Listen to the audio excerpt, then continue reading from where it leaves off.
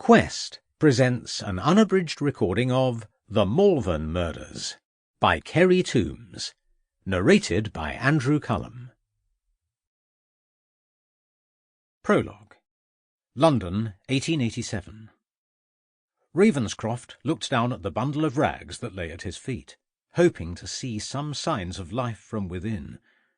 The only light came from the end of the alleyway, and was of little help to him. He lowered one knee to the rough cobbles and turned back the clothes, knowing what he would find. He had seen many dead bodies before, here in Whitechapel, over the previous few years, but it still came as a shock to him. The victim was a young girl, probably no older than 12 years of age. There were red marks round her throat where she had been strangled. A small trickle of blood from a wound at the back of her head, caused when she had hit the ground, was already staining her clothes. He placed his hand on her face. The body was still warm.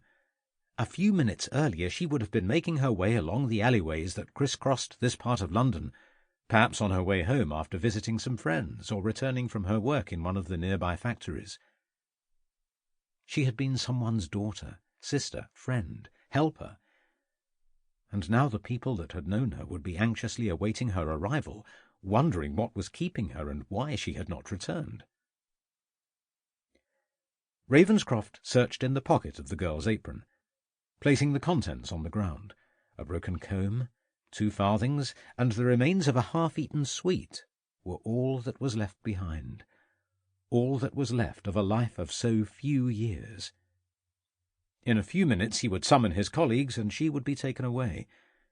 Notices would be posted in the vicinity, and, within a day or so, someone would reclaim the body, and, after the inquest, she would be buried in an unmarked grave, mourned for a while by those that had known her, but ignored by all those who would come after her. Life in Whitechapel would continue as it had done before, and whoever had committed this deed would fade back into the shadows until, perhaps, someone who knew him gave him away, or worse still, until he struck again.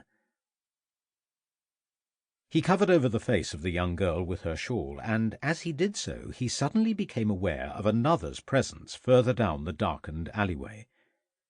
His first impulse was to cry out and request the other's assistance, but then the possibility that it might be the perpetrator of this terrible outrage, who now stood silently in the shadows, took root in his mind. Ravenscroft realized that he must have arrived on the scene only seconds after the girl had been killed.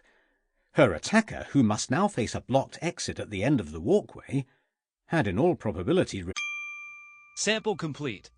Ready to continue?